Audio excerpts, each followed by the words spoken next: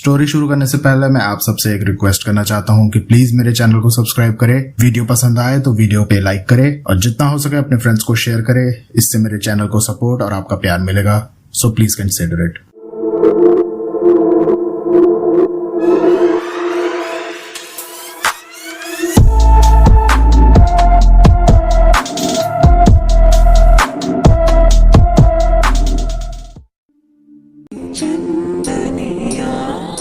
छुप जाना रे, चंद्र को लग जाना रे।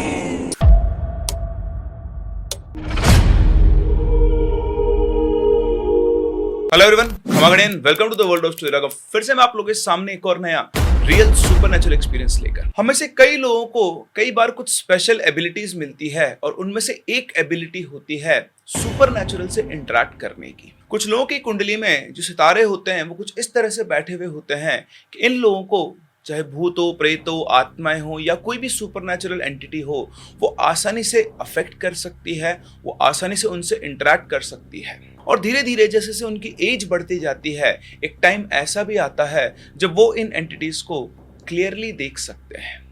जी हाँ, इमेजिन करें कि अगर आप चलते फिरते कहीं भी जा रहे हैं और वहाँ अगर कोई आत्मा या प्रेत या भूत बसा हुआ है, आप उसे आसानी से देख सकते हैं।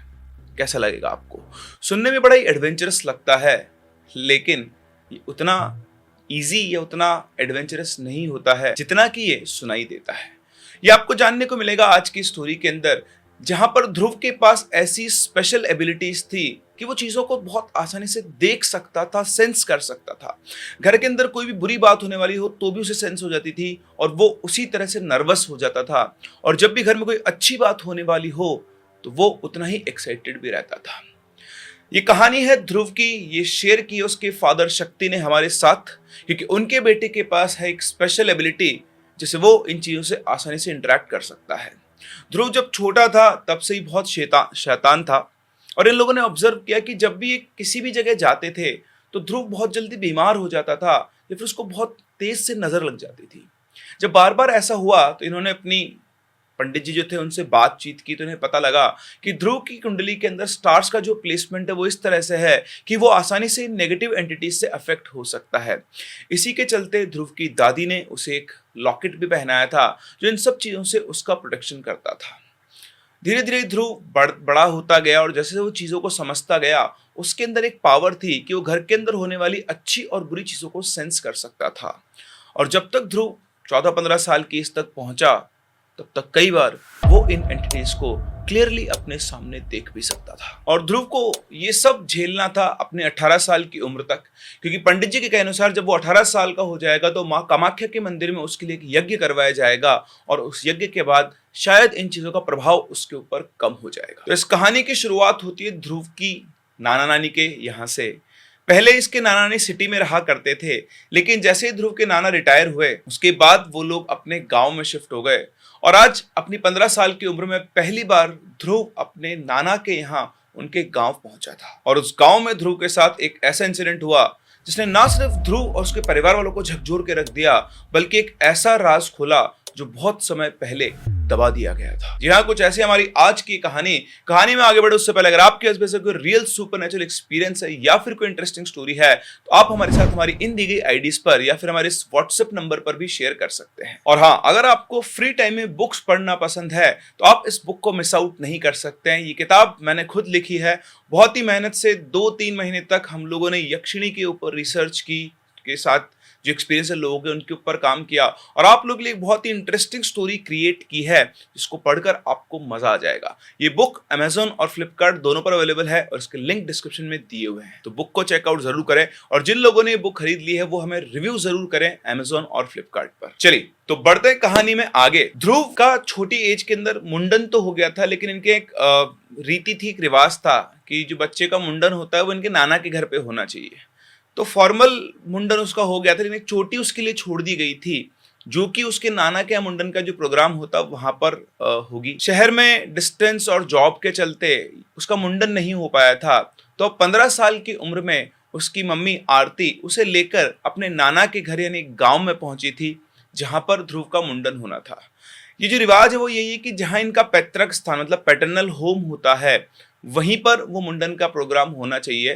तो ध्रुव सिर्फ नॉर्मल ही अपने नाना के गांव नहीं पहुंचा था, यहाँ पर उसका जो मुंडन संस्कार होता है वो काम यहाँ पर उसका होना था। आरती खुद आज कई सालों बाद उस जगह पर पहुंची थी, आरती मतलब ध्रुव की मम्मी, जहां पे उनका बचपन गुजरा था, तो वो भी बहुत एक्साइटेड थी। लेकिन उनसे भी ज्यादा डबल एक्साइटेड था ध्रुव, जो कि आज तक कभी गांव नहीं पहुंचा था। वो हमेशा शहर में ही रहा, शहर में ही पला बड़ा, तो वो भी गांव की जिंदगी को जीने के लिए बहुत ज्यादा एक्साइटेड था। या मैं आपको एक और बात बता दूं, इनके नाना का जो गांव था वो डेवलपमेंट में बहुत पीछे था। अगर इंडिया के एग्जिस्टिंग गांवों को अगर आप बोलो कि वो 80% तक डेवलप हो गए हैं, तो वो गांव बेचारा शायद 30% के आसपास ही बैठा होगा। मतलब बहुत ज्यादा डेवलप वो गांव नहीं था। आरती अपने मायके पहुंचती है, वहां अपने दोस्तों रिश्तेदारों सबसे मिलती है, लेकिन उसके नाना के घर में, ध्रुव के नाना के घर में ध्रुव की एज का कोई भी बच्चा नहीं था। तो ध्रुव शुरू शुरू में वहां पर बोर होने लगा था। आज उसे यहाँ पर आए तीसरा दिन था और वो जनरली अपना टाइम पास करने के लिए अपने नाना के साथ ही घूमा करता था। जहां वो उसे ले जाते वो चला जाता और वहां पर लोगों से वो बातचीत किया करता था। जैसे इस तीसरे दिन की बात है, उसकी मम्मी और उसकी नानी अंदर घर में सो रहे थे और जो नाना थे वो बाहर खड़े होकर किसी से बातचीत कर रहे थे और ध्रुव भी उनके साथ ही खड़ा हुआ था। कि नाना जी बातों में मशगूल थे और वो इधर उधर देख रहा था। तभी उसकी नजर एक लड़की पर पड़ती है जो कि उसी की एज के अराउंड की थी, 14-15 साल की, और वो ध्रुव को ही देख रही थी। जब ध्रुव की नजर उस लड़की से मिलती है तो वो लड़की उसे अपनी तरफ बुलाती खेलने के लिए। उसको देखकर ध्रुव अपने नाना की तरफ देखता है, लेकिन उसके जो नाना थे वो बातचीत में बहुत व्यस्त थे, जो भी 2-3 लोग खड़े हुए थे उनसे। तो वो अपने नाना से नजर बचा के भागकर उस लड़की की तरफ चला जाता है। वो लड़की ध्रुव को अपना नाम लाडो बताती है और उससे कहती है चलो हम बाग में चलकर खेलते हैं। बहुत दिनों से कोई भी उसे अपनी एज का नहीं मिला था और गांव में पहली बार किसी ने उसको खेलने के लिए इनवाइट किया था, तो वो राजी हो जाता है और वो उस लड़की के साथ, इनका जो घर था, मैं आपको बताता हूँ सिचुएशन क्या थी कि गांव के अंदर जब एंटर करते हैं तो एक बहुत बड़ा बागान था, उसमें आम के और बहुत सारे पेड़ लगे हुए थे। और उस बागान के बाद पहला घर इन्हीं का पड़ता था, ध्रुव के नाना का। बाकी घर मतलब एंट्री का फर्स्ट होम जो था वो इनके नाना का घर था और इनके घर से छत पे अगर आप चढ़ जाएं या खिड़की एक थी उससे बागान बिल्कुल क्लियर दिखाई देता था। तो ध्रुव उस लड़की के साथ उन बागानों में खेलने चला जाता है। उसके नाना जब बातचीत करके देखते हैं तो ध्रुव वहां नहीं था, तो उन्हें लग गया कि वो घर में चला गया होगा। वो भी अपना काम करने निकल गए। उसके बाद जब वो वापस आए 1-2 घंटे बाद या शाम को, तो उन्होंने ध्रुव से पूछा घर के अंदर आके, तब तक ध्रुव भी घर पे लौट चुका था, कि अरे यार तू कहाँ चला गया था? तो बोलता कि नाना मैं तो लाडो के साथ खेल रहा था। तो इनके घर को 1-2 घर छोड़ के जिनका घर था वहां पे लाडो नाम की एक लड़की रहा करती थी। तो उसके नाना को लगा कि शायद ये उस लड़की के साथ खेल रहा होगा और ये सुनकर वो थोड़े खुश भी थे कि उन्हें लगा कि चलो बढ़िया है, इसे अपनी उम्र का कोई खेलने को मिल गया, अब ये उनको परेशान नहीं करेगा। इस तरह से ये लोग सब खाना वाना खा पी कर अपना सोने चले जाते हैं। तो ध्रुव जो था वो कमरे के अंदर पलंग पर ऐसे लेटा हुआ था। अभी उसकी मम्मी जो थी घर का काम वगैरह निपटा रही थी। तो उसके रूम की खिड़की थी और उस खिड़की पर उसे किसी के बुलाने की आवाज आती है। वो खिड़की खोलता है तो उसकी आंखों के सामने लाडो खड़ी हुई थी। जैसे मैं आपको पहले ही बता चुका हूँ, उस खिड़की से भी वो पूरा बागान दिखता था। उसे देखकर वो चौंक जाता है और उससे बोलता है कि तुम यहाँ क्या कर रही हो? तो कहती है चलो मेरे साथ खेलने। बोलता है नहीं नहीं, अभी मैं तुम्हारे साथ खेलने नहीं आ सकता, रात है, सब लोग जाग रहे हैं और मुझे डांट पड़ेगी। तो कहती है अच्छा चलो ठीक है, सबके सोने के बाद तुम मेरे साथ खेलने आना, मैं आज तुम्हें एक नया गेम खिलाऊंगी। ध्रुव उसे हाँ बोलकर विंडो को बंद कर देता है और फिर अपने काम में लग जाता है। इसके बाद वो वापस उसी कमरे में आकर बैठता है। वो बैठा बैठा पलंग के ऊपर कुछ कर रहा था और तभी उसे, अच्छा इस टाइम तक मैं आपको बता देता हूँ कि जब वो वापस आया था तो खिड़की उसने खोल दी थी, क्योंकि थोड़ा हल्का होता ना, मई जून का टाइम होता है जब बारिश आने वाली भी होती है और गर्मी भी होती है चिपचिपी सी। तो खिड़की खोलकर बैठा हुआ था और अपने काम में कुछ वो लगा हुआ था कि तभी उसके चेहरे पर एक ठंडी हवा का झोंका आता है। जैसे वो ठंडी हवा आती एकदम से हवा की तरफ देखता है, क्योंकि इस तरह की गर्मी में एक बिल्कुल ठंडी हवा जब उसको आई तो उसने देखा खिड़की की तरफ। तो दूर जो बागान था, ऐसा नहीं था कि बागान बहुत पास था, करीबन आप मान के चल सकते हो 301 मीटर तो दूर होगा ही होगा। वो बागान में उसको लाडो खड़ी हुई दिख रही थी। अब डिस्टेंस बहुत ज्यादा थी लेकिन लाडो उसको बिल्कुल क्लियर दिखाई दे रही थी और वो इशारे से उसे अपनी तरफ बुला रही थी। ध्रुव वहीं बैठा बैठा उसको मना कर रहा था। वो दूर बहुत थी लेकिन कॉन्वर्सेशन बहुत पास में चल रही है ऐसा लग रहा था। उसकी आवाज सुनकर उसकी मदर आरती आती और बोलती कि तू क्या कर रहा है? तो बोलता है नहीं नहीं मम्मी कुछ नहीं, मैं तो बिल्ली भगा रहा था। उसकी मदर भी उससे ज़्यादा ध्यान नहीं देती कि हो सकता है कुछ बिल्ली बिल्ली भगा रहा हो, और वो वापस से अपने काम में लग जाती है। इसके बाद ये सब लोग सो जाते हैं। ध्रुव भी सोया हुआ था, वो खिड़की के पास में ही था। उधर एक पलंग पे उसकी मदर थी, एक पलंग पे वो खुद अकेला सो रहा था। और तभी रात को उसे वो खिड़की खुलने की आवाज़ आती है। जैसे उस आवाज की तरफ देखता है तो खिड़की खुल चुकी थी और खिड़की के बाहर लाडो खड़ी हुई थी। वो खिड़की के पास जाता है और जाकर बोलता है, इतनी रात को तुम यहाँ क्या कर रही हो? लाडो उसे बड़ी बेजान सी आवाज में बोलती है, मैं तुमको कब से खेलने के लिए बुला रही हूँ, लेकिन तुम आ ही नहीं रहे हो। देखो और भी बच्चे तुम्हारा इंतजार कर रहे हैं। उसके कहने पर वो बाग की तरफ देखता है। वहां पर उसे और भी बच्चे खेलते हुए दिखाई देते हैं और वो सबकी सब लड़कियां ही थी। इतने सारे बच्चे देखकर उसे लगता है कि शायद पता नहीं ये सब बच्चे मिलकर कोई गेम खेलते होंगे, और उन बच्चों को देखकर उसका भी मन हो जाता है। वो अपने चारों तरफ देखता है, सब सोए हुए थे, और उससे कहता है ठीक है मैं आता हूँ। वो अपने कमरे से बाहर निकलता है और इनका जो मेन डोर था घर का, वो हमेशा इसकी नानी और नाना लॉक करके सोया करते थे, और पता नहीं कैसे आज वो गेट खुला हुआ था। वो धीरे से घर का मेन डोर खोलता है और लाडो के साथ वो उस बागान में खेलने चला जाता है। ध्रुव उन सब बच्चों के साथ वहां जाकर खेलता है, लेकिन एक अजीब सी बात थी, वहां मतलब बहुत ज्यादा रोशनी भी नहीं थी। रूम से उसको सब लोग क्लियरली दिखाई दे रहे थे, लेकिन जब वो बागान में पहुंचा तो अंधेरे की वजह से वो सिर्फ इतना फिगर आउट कर पा रहा था कि ये सब बच्चे हैं, लड़कियां हैं, लेकिन उसको किसी का भी चेहरा बहुत क्लियरली दिखाई नहीं दे रहा था। इधर ध्रुव की जो मदर सोई हुई थी, उनकी आंख खुलती है पता नहीं क्यों अचानक से, और वो देखती तो ध्रुव अपने पलंग पर नहीं था। वो उठकर बाहर जाती है, कहीं ध्रुव वॉशरूम तो नहीं गया, पर वो वॉशरूम में भी नहीं था। और जैसे ही वॉशरूम में चेक करके चौक में पहुंचती है तो देखती है कि घर का जो मेन डोर है वो खुला हुआ है।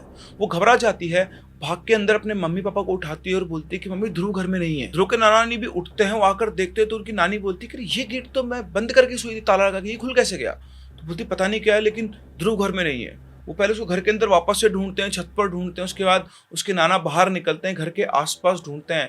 ये तीनों मिलकर ध्रुव को ढूंढ ही रहे होते हैं कि तभी इन तीनों के कानों के अंदर ध्रुव के चिल्लाने की आवाज आती है, और वो आवाज आ रही थी बाग की तरफ से। अभी तक उसके नाना ने जो आसपास के घरों में पूछताछ की तो 2-3 लोग और जाग गए थे, और सभी लोगों ने आवाज सुनी तो ये सब लोग टॉर्च उठाकर बाग की तरफ भागते हैं। उस टाइम आसमान में भी बादल छाए हुए थे क्योंकि बारिश का सा मौसम था और बहुत ही डरावना माहौल हो रखा था, और उस माहौल में सब लोग अलग अलग जगह पर ध्रुव को ढूंढ रहे थे, लेकिन किसी को भी ध्रुव नहीं मिल रहा था। इधर ध्रुव के नाना ढूंढते ढूंढते बाग के उस कोने में जा पहुंचे जहां पर एक पुराना कुआं था और उसका पानी बहुत पहले ही सूख चुका था। तभी वहां पर एकदम से बारिश शुरू हो जाती है और ये सभी लोग ध्रुव को आवाज लगा लगा कर ढूंढ रहे थे। सबसे आगे इनके नाना चल रहे थे और पीछे बाकी लोग इधर उधर देखते हुए ढूंढ रहे थे कि तभी अचानक से आकाश में बिजली चमकती है, और बिजली चमकने पर ध्रुव के नाना की नजर किसी चीज पर पड़ती है और उसे देखकर उनके पैरों तले जमीन खिसक जाती है और वो वहीं की वहीं गिर जाते हैं। उनको एक माइनर अटैक आया था और वो बेहोश हो गए थे।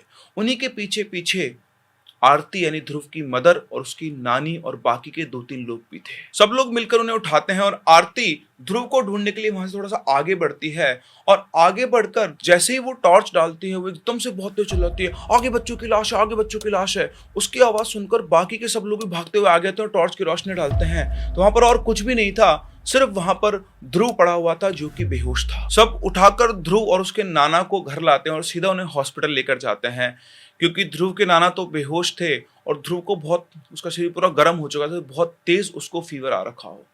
हॉस्पिटल में ले जाके उनको एडमिट करवाया जाता है, चेकअप वगैरह होते हैं तो डॉक्टर बताते हैं कि इनके नाना को एक माइनर अटैक आया है। थोड़ी देर के बाद जब ध्रुव के नाना होश में आते हैं तो उनसे पूछा जाता है कि भाई साहब आपको क्या हो गया था? तो उन्होंने बताया कि वो जैसे बिजली कौंधी यानी बिजली चमकी तो मुझे अपनी आंखों के सामने बच्चों की लाशें दिखाई दी। उनको देखकर वो बुरी तरह घबरा गया था और मुझे बहुत तेज झटका लगा। उनकी बात सुनकर आरती भी उनकी बात को कंफर्म करती है कि हाँ पापा, मैंने भी वहां पर छोटे छोटे बच्चों की, बिल्कुल नवजात जो न्यू बॉर्न बच्चे होते हैं, उनकी लाशें वहां पर पड़ी हुई थी, लेकिन इनमें से किसी को वो लाश दिखाई नहीं दी। उसके बाद जब ध्रुव से पूछा गया और उसने जो बताया, ये सुनकर किसी को भी इस बात पर विश्वास नहीं हुआ, लेकिन साथ ही साथ हर कोई इंसान भौचक्का रह गया था। उसने बताया कि वो लाडो के साथ बाग में खेल रहा था और वहां पर और भी लड़कियां थी। थोड़ी देर खेलने के बाद लाडो से उस कुएं के पास लेकर जाती है और बताती कि तुम्हें कुछ दिखाना है। फिर वहां जाकर उसने उस कुएं के तरफ इशारा करते बोला कि हमारे परिवार वालों ने हमें यहाँ पर फेंक दिया था। और उसकी बात को हामी भरी बाकी सारी लड़कियों ने। उनकी बात सुनकर ध्रुव को कुछ समझ में नहीं आया। उसने अंदर कुएं में झांक कर देखा तो उसने देखा कि अंदर बहुत सारे लाशें पड़ी थी छोटे छोटे बच्चों की। उसने घूमकर वापस देखा तो लाडो बहुत डरावनी सी चेहरे के अंदर थी और उसका सिर यहाँ से फटा हुआ था। इसको देखकर वो बहुत तेज चिल्लाया। उसके बाद क्या हुआ क्या नहीं उसको कुछ भी याद नहीं है। ध्रुव के मुंह से लाडो का नाम सुनकर, एक्चुअली उन लोगों में लाडो के फादर भी थे, क्योंकि ध्रुव के नाना ने 2-3 घरों तक जगाया था और सेकंड नंबर का घर उन्हीं का था, उनके घर के एक घर छोड़कर। तो बोलते कि लाडो तुम्हारे साथ कैसे खेल सकती है, लाडो तो अपनी नानी के यहाँ गई हुई है। ये सारी बातें सुनकर ध्रुव के नाना को समझ में आता है कि जो भी प्रॉब्लम हुई है ये उस बाग में जाने की वजह से हुई है। जरूर उस बाग में ऐसी कोई चीज है जिसकी वजह से ध्रुव का और उनका इन चीजों से इंटरेक्शन हुआ है, लेकिन किसी को भी नहीं पता था आखिर उस बाग का असली राज क्या है। वैसे तो ध्रुव के मुंडन का प्रोग्राम अगले दिन था, लेकिन इन दोनों की तबीयत खराब हो जाने की वजह से इस मुंडन के प्रोग्राम को 2-3 दिन आगे शिफ्ट कर दिया गया। ध्रुव और उसके नाना को घर लाया गया, उनकी देखभाल की गई और ध्रुव को साफ साफ कह दिया गया कि वो दोबारा उस बाग की तरफ नहीं जाएगा। उस दिन सब नॉर्मल था। कल रात को जो इंसिडेंट हुआ उसको ये सभी लोग भूल जाना चाहते थे, इसलिए किसी ने भी इस बात पर कोई डिस्कशन नहीं किया। दिन भर आराम से नॉर्मल गुजरा। रात को सब लोग खाना वाना खा पी कर सोने चले गए और इस बार आरती ध्रुव के पास ही सोई थी, मतलब दोनों एक ही पलंग के ऊपर सो रहे थे। अपने बच्चे को अब अकेला नहीं छोड़ना चाहती थी। रात को सब लोग गहरी नींद में थे कि तभी ध्रुव की आंख खुलती है लाडो की आवाज से। वो देखता है कि लाडो उसके बिल्कुल पास खड़े और घबरा जाता है और वो इधर उधर देखने लगता है तो देखते उसकी मदर उसके पास में ही सोई हुई है। उसको इस तरह से घबराता हुआ देखकर लाडो उससे बोलती है, डरो मत, मैं तुम्हें कोई नुकसान नहीं पहुंचाऊंगी। ध्रुव उससे बोलता है कि तुम कौन हो? उस रात को मैंने तुम्हारे सिर के ऊपर वो चोट का निशान देखा था, वो सब क्या था? और वो सब लोग, सारी लड़कियां, वो बहुत कंफ्यूज स्टेट में था और उसको अपने सवालों के जवाब भी चाहिए थे। लाडो उससे कहती है कि तुम मेरे साथ बाहर चलो, मैं तुमको सब कुछ बताती हूँ। उसकी बात सुनकर वो अपनी मम्मी की तरफ देखता है तो बिल्कुल आराम से सोई हुई थी। ध्रुव को एज सच कोई डर नहीं लग रहा था, लेकिन उसके मन के अंदर क्यूरियोसिटी थी कि आखिर ये सब चल क्या रहा है। वो अपनी जगह से उठता है और लाडो के पीछे पीछे अपने नाना के घर की छत पर चलना शुरू करता है। चलते चलते वो चारों तरफ देख रहा था, लेकिन उसे फील हो रहा था कि एक अलग ही लेवल का साइलेंस चल रहा है। मतलब होता ना, रात में झिंगुरों की आवाजें आती है, रात की खुद की एक आवाज होती है, लेकिन ऐसा कि डीप साइलेंस है। सब कुछ है लेकिन कोई ऐसी चीज है जिसने एक नॉइस फ्री एटमॉस्फेयर क्रिएट किया हुआ है, जिसकी वजह से बाहर की कोई भी आवाज अंदर नहीं आ रही है। छत पे जाने के बाद लाडो ध्रुव की तरफ घूमती और बोलती है, तुम्हें पता है उस रात तुमने क्या देखा? ध्रुव बोलता है, मैं भी यही जानना चाहता हूँ कि उस रात आखिर मैंने क्या देखा। तुम, वो लड़कियां, वो कुएं के अंदर पड़ी हुई बच्चों की लाशें और तुम्हारे सिर के ऊपर वो चोट का निशान। मैं इतना तो समझ चुका हूं कि तुम इंसान नहीं हो। लाडो एक बिल्कुल लाइफलेस सी मुस्कान अपने चेहरे पर लाती और बोलती है, हाँ, मैं इंसान नहीं हूं, मैं एक आत्मा हूं जो कई सालों से यहाँ इस बाग में ही भटक रही है। उसकी बात सुनकर ध्रुव बोलता है, लेकिन क्यों? तुम यहाँ कैसे पहुंची और तुम्हारी मौत कैसे हुई? लाडो ने बताया कि मैं इस गांव से नहीं हूं, मैं इसके पास में एक गांव छोड़कर दूसरा गांव है, उस गांव में रहा करती थी। हमारे गांव के अंदर जब बेटियां होती थी, घरों के अंदर बेटियां पैदा होती थी, तो खुशियां नहीं मातम मनाया जाता था। हमारे पूरे गांव में ऐसा नहीं था कि बेटियां नहीं थी, लेकिन किसी परिवार में एक से ज्यादा बेटी नहीं थी। कुछ 1-2 परिवार ही थे जिनके अंदर शायद 2 बेटियां थी, वरना हर परिवार के अंदर बेटी एक ही थी और बेटे एक से ज्यादा होते थे। हमारे गांव में जब भी किसी घर में बेटा होता था तो बहुत बड़ा फंक्शन होता था, बहुत खुशियां मनाई जाती थी। लेकिन जब बेटियां होती थी तो ना कोई फंक्शन होता ना कुछ और जब मैंने होश संभाला तो मैंने देखा कि वो जो बेटियां होती थी वो 1-2 दिन, 4-5 दिन के अंदर कहीं ना कहीं गायब हो जाया करती थी। वो कहाँ चली जाती थी ये मुझे कभी समझ में नहीं आया। मैंने कई बार ये सुना कि किसी के यहाँ बेटी हुई है, लेकिन कभी मैंने उस बेटी को बड़े होते हुए नहीं देखा। मुझे कुछ भी समझ में नहीं आता था। फिर एक बार मुझे पता लगा कि हमारे एक चाचा हैं जिनके बेटी हुई है।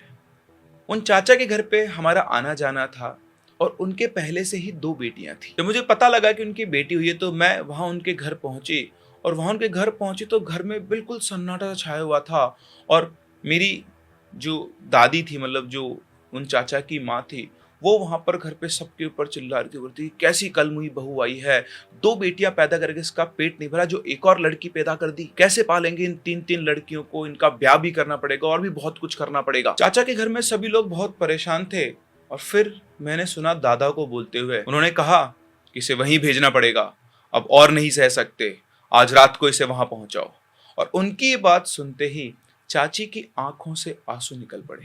उस टाइम पर मैं चाची के पास ही बैठी हुई थी। मेरी माँ आई और मुझे उठा के वहां से ले गई। जाते जाते मैं घर जाते थे मैं यही सोच रही थी, और घर पहुंचने के बाद भी मेरे दिमाग में सिर्फ यही चल रहा था कि आखिर वो कौन सी जगह की बात कर रहे हैं, उस बच्चे को कहाँ पहुंचाना चाहते हैं। रात को घर में सबके सोने के बाद मैं हमारे घर की छत पर जाकर बैठ गई, क्योंकि हमारे घर की छत से उन चाचा का घर साफ साफ दिखाई देता था। और मैं वहां इंतजार करने लगी। करीबन आधी रात के बाद उनके घर से 4-5 लोग निकले और उनके हाथ में वो बच्ची थी। मैं जानना चाहती थी कि आखिर वो उस बच्ची को कहाँ लेकर जा रहे हैं। मैं चुपचाप अपने घर की छत से नीचे उतरी और एक दूरी बनाकर उन लोगों का पीछा करने लगी। गांव से बाहर निकलकर वो लोग यहाँ इस कुएं के पास आए और आने के बाद उन्होंने उस 1 दिन की बच्ची को इस कुएं के अंदर फेंक दिया। जैसे उन्होंने ये किया, मुझसे रहा नहीं गया और मैं भागते वहां पे चिल्लाती हुई कि ये क्या किया आप लोगों ने, इस बच्ची को क्यों मार दिया है। और मुझे देखकर वो लोग सब लोग एकदम से सकपका गए। मैंने उनसे कहा कि ये क्या किया आपने, क्यों मारा इस बच्ची को, मैं पुलिस को सब कुछ बता दूंगी। और इतना कहते उनमें से एक आदमी ने आके मुझे पकड़ लिया और बोला कि किसी को तू बताएगी तो तब जब तू यहाँ से जिंदा जाएगी। और इतना कहने के बाद उन 2 लोगों ने मुझे पकड़कर इसी कुएं के अंदर फेंक दिया और उसमें गिरने से मेरे जो सिर था वो एक पत्थर से टकराया और मेरी मौत हो गई। और मेरे सिर पे जो चोट का निशान तुमने देखा, ये उसी वजह से था। इतना कहते कहते लाडो वापस से अपने असली रूप में आ गई, जहां पर उसके सिर पर वो चोट का निशान था। वो आगे कहने लगी कि मैं और वो सब बच्चियां कई सालों से यहाँ पर भटक रहे हैं ताकि हमें यहाँ से मुक्ति मिल जाए, लेकिन हमें यहाँ पर कोई भी देख नहीं सकता है और ना ही महसूस कर सकता है। पहली बार तुम मुझे मिले जो मुझे देख सकते थे। तुम डर ना जाओ, इसलिए मैं अपने असली रूप में तुम्हारे सामने नहीं आई। उसकी बात सुनकर ध्रुव बोला, और वो जो लड़कियां थी जो तुम्हारे साथ खेल रही थी और वो कुएं के अंदर जो बच्चियां थी, वो उसने कहा कि वही लड़कियां थी जिनको उनके माँ बापों ने इस कुएं के अंदर मार दिया था। जिन जिन लोगों से अपनी बेटियां पाली नहीं गई, वो उन सबको इस कुएं के अंदर लाकर मार दिया करते थे। कुआं सिर्फ एक कुआं नहीं है, इसने जाने कितनी बेटियों की जिंदगी को लीला हुआ है। उस दिन तुम हमारे असली रूप को देखकर डर गए थे, लेकिन मैं तुम्हारे पास इसलिए आई हूं क्योंकि तुम हमें देख सकते हो, तुम हमें सुन सकते हो और तुम ही हो जो हमें मुक्ति दिलवा सकते हो। तुम्हें शायद ये पता नहीं है, लेकिन कई बार यहाँ पर कुछ ऐसे लोग आते हैं जिनको तंत्र मंत्र आता है। उस टाइम पर जो उन्हें यहाँ पर बच्ची मिलती है, वो उसे अपने साथ बांध कर ले जाते हैं और उनसे अपने काम करवाते हैं। उसकी बात सुनकर ध्रुव कहता है, लेकिन मैं तुम्हें मुक्ति कैसे दिलवा सकता हूँ। तो लाडो कहती है, तुम जो कुछ मैंने तुम्हें बताया वो तुम अपने माता पिता को बताओ, वो इस गांव के पंडित जी से बात करेगी, बस तुम्हें इतना ही करना है। और इतना कहकर लाडो वहां से चली जाती है। ध्रुव कुछ देर तक वहीं खड़ा रहा। वैसे तो घना अंधेरा था, लेकिन उस बाग के अंदर लाडो और वो लड़कियां ध्रुव को बिल्कुल साफ साफ दिखाई दे रही थी। कुछ देर वहां खड़ा रहने के बाद ध्रुव वापस अपने कमरे में गया और जाकर सो गया। और सुबह उठते ही उसने सारी बातें उसके नाना जी को बताई। और ध्रुव की बात को उन्होंने बिल्कुल सीरियसली लिया, क्योंकि वो खुद इस चीज को विटनेस कर चुके थे। शायद इससे पहले अगर ध्रुव उनको ये बताता तो एक बच्चा समझकर उसकी बात को टाल देते, लेकिन उन्होंने अपनी आंखों से जो देखा था, ध्रुव ने जब ये सारी सच्चाई बताई तो उनको उसकी बात पर पूरा पूरा विश्वास था। उन्होंने सबसे पहले अपने घर में ध्रुव का मुंडन करवाया और पूजा करवाई, ताकि जो काम करने वो आया है वो सबसे पहले काम हो जाए। उसके बाद उन्होंने जो गांव के बुजुर्ग सबसे बड़े पंडित जी थे उनको बुलाया और उनको ये सारी बात बताई। वो पंडित जी इन सबको लेकर वहां कुएं पर पहुंचे। वहां बैठकर उन्होंने थोड़ी देर ध्यान किया और ध्यान करने के बाद उन्होंने कहा कि उस लड़की ने जो भी कहा वो सत्य है। इस कुएं के अंदर बहुत सारी आत्माएं बंधी हुई है और उन सबको मुक्त करवाना होगा। उनको मुक्त करवाने के लिए इस कुएं की खुदाई करनी पड़ेगी और उन बच्चियों के जो भी अवशेष अस्थि पंजर बचे हुए हैं उन सबको बाहर निकालकर इन सबका अंतिम संस्कार करना होगा। और इसके बाद ऐसा ही किया गया। गांव के सभी लोग वहां पर इकट्ठा हुए और सब लोगों ने उस कुएं की खुदाई शुरू की और जो भी कुछ मिला, चाहे वो पत्थर जैसा था, हड्डी थी या नहीं थी, करीबन आप ये मान सकते हो 30-40 फीट तक कुएं को खोदा गया और उस कुएं के अंदर पानी का नाम भी नहीं था, क्योंकि एक जमाने में वो कुआं बिल्कुल लबालब हुआ करता था। खैर, पूरे कुएं को खोदा गया, उसमें दोबारा से नई मिट्टी भरी गई और वहां पर एक बरगद का पेड़ रोपा गया। गांव के शमशान घाट पर एक बहुत बड़ी चिता बनाई गई और जो भी अवशेष उस कुएं से निकले थे उन सबको उस पर रखा गया और विधिवत सबका अंतिम संस्कार किया गया। उसके बाद उस चिता की राख को लाकर उस बरगद के पेड़ के आसपास फैलाया गया और फिर वहां पर भी पंडित जी ने एक बड़ी पूजा की जो करीबन 4-5 घंटे चली। उसके बाद उन्होंने कहा कि अब यहाँ पर सब कुछ ठीक हो चुका है, दोबारा कभी वो आत्मा अब यहाँ नहीं भटकेगी, उन सबको मुक्ति मिल चुकी है। ये सब होने के बाद लाडो कभी दोबारा ध्रुव को दिखाई नहीं दी, लेकिन ध्रुव को एक शांति है मन के अंदर कि उसके पास जो शक्तियां हैं उससे इतनी सारी इन आत्माओं, इन बच्चियों की आत्माओं का भला हो सका। इसके बाद जब तक ध्रुव 18 साल का नहीं हो गया और उसका जो कामाख्या मंदिर में यज्ञ था पेंडिंग वो नहीं हुआ, तब तक वो अपने नाना के घर नहीं गया। अब सब कुछ हो चुका है और अब ध्रुव को ये चीजें दिखना बंद हो गई हैं। वो सेंसिटिव तो है लेकिन अब उसे डायरेक्ट कोई चीज दिखाई नहीं देती है और जो कुछ उसके साथ हुआ उन चीजों को देखते हुए ध्रुव भी अब ऐसी जगहों पर जाना अवॉइड करता है। लेकिन अब जब भी वो अपने नाना के घर जाता है वो उस बरगद के पेड़ को जरूर देखता है, क्योंकि वो उसके घर से ही उसको दिखाई देता है। वो अब बड़ा हो चुका है और शायद उस बरगद के पेड़ में उसकी लाइफ की वो एक ऐसा इंसिडेंट बंधा हुआ है जिसे वो जिंदगी भर भूल नहीं सकता है। तो देखा आपने किस तरह से कुछ लोगों के पास ये स्पेशल एबिलिटी होती है।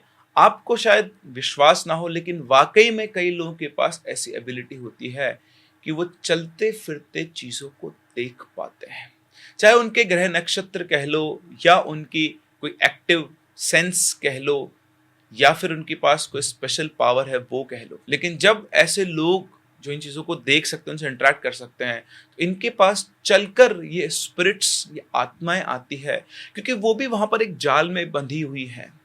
लोगों को ऐसा लगता है कि डेथ के बाद ये सब लोग फ्री हो जाते हैं, लेकिन कुछ स्पिरिट्स, आत्माएं जो वो बंधी रह जाती हैं और वो वहाँ पर और ज़्यादा पेन फील करती है। और जब उनको ऐसे इंसान दिखाई देते हैं जो कि एक साइकिक मीडियम की तरह बिहेव कर सकते हैं, तो वो उनके सामने अपनी इच्छाओं को जाहिर करते हैं ताकि वो इस बंधन से मुक्त हो पाए। और कुछ ऐसा ही काम किया ध्रुव ने। क्या आप भी किसी को जानते हैं जिसके पास ऐसी स्पेशल पावर्स हो? अगर हाँ तो कमेंट सेक्शन में हम लोग जरूर बताएं। आई होप आप लोगों को ये कहानी बहुत पसंद आई होगी। अगर आपको ये कहानी पसंद आई है तो इसे लाइक जरूर करें और दूसरे लोगों के साथ शेयर भी करें। हम लोग मिलते हैं अपनी अगली कहानी में, तब तक के लिए keep loving and keep listening.